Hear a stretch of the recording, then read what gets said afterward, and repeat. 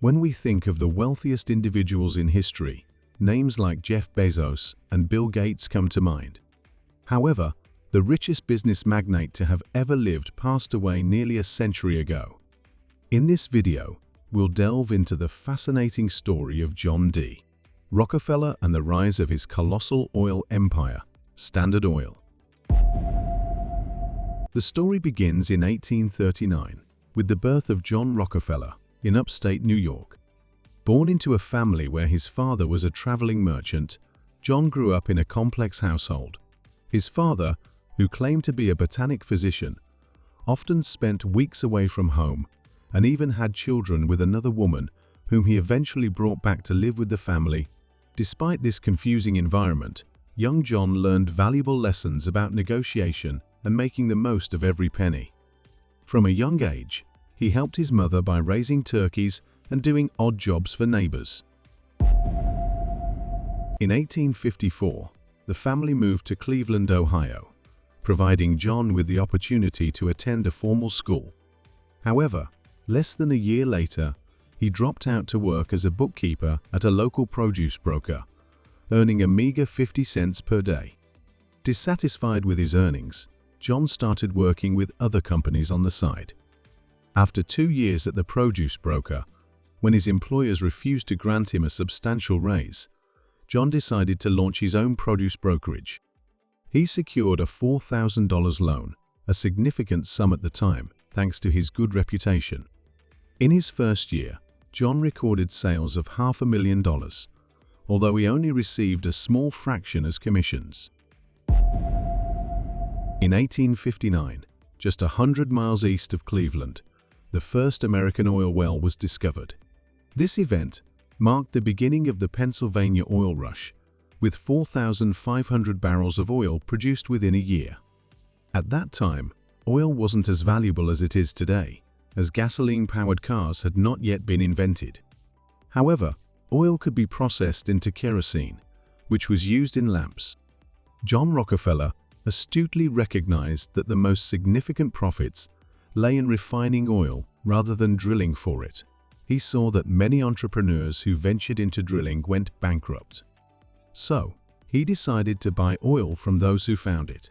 He patiently waited for the government to build a rail line connecting the Pennsylvania oil fields to Cleveland, which finally happened in 1863. With a team of experienced chemists and engineers, Rockefeller optimized the refining process and found various uses for the byproducts of petroleum refining. He didn't just increase the efficiency of the early refineries, but he also sold byproducts like paraffin wax, tar, and naphtha. Within 2 years, Rockefeller's refinery was valued at over $70,000 and was among the largest in Cleveland. By 1865, out of 26 competing refineries, he had acquired all but 4. Rockefeller's business had grown to a point where it needed to be incorporated, so in 1870, Standard Oil of Ohio was born. To persuade the few remaining competitors, Rockefeller showed them his books, demonstrating that he could operate at a loss for much longer than they could remain solvent. He offered buyout prices and positions in his company to the competitors, gradually consolidating control over the industry. In 1880, Rockefeller's Standard Oil dominated the northeastern United States, refining over 90% of the country's oil production.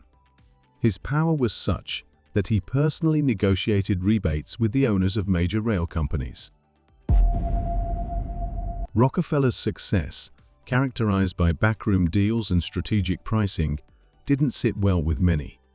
The railroads were the primary means of transporting industrial goods at the time, and other industrialists feared that his tactics could lead to similar monopolization in their respective industries.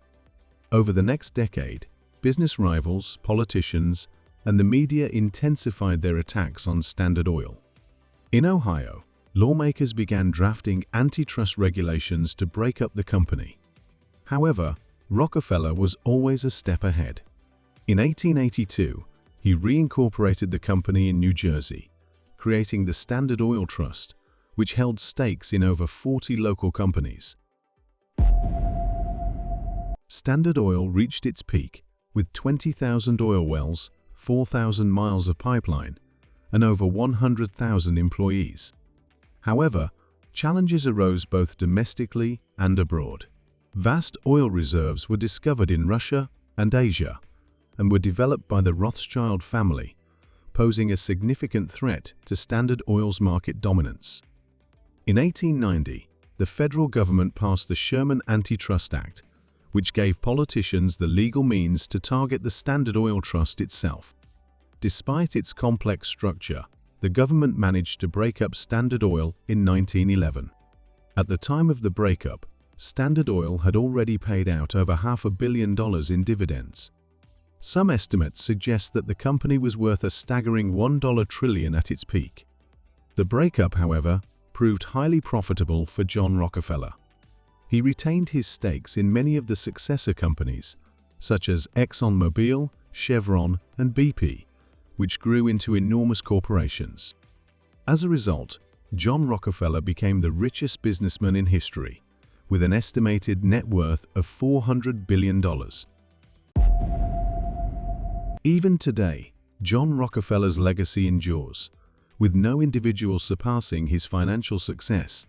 Despite all his wealth, one thing he didn't have was access to services like Dollar Shave Club, unlike Jeff Bezos, who values looking and feeling his best.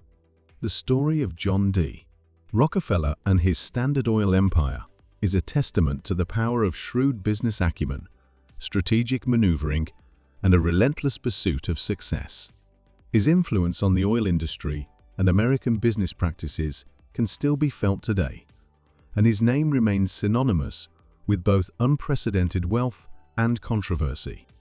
Thanks for watching our video. If you enjoyed it, please give it a thumbs up and subscribe to our channel for more great content.